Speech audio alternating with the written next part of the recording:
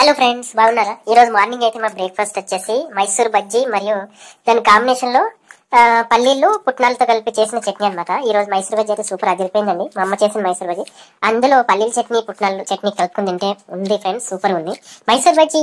తర్వాత ఈ పల్లీ చట్నీ కాంబినేషన్ అంటే ఎంతమందికి ఇష్టం, ఒక లైక్ వేసుకోండి, మీ అభిప్రాయం షేర్ చేసుకోండి.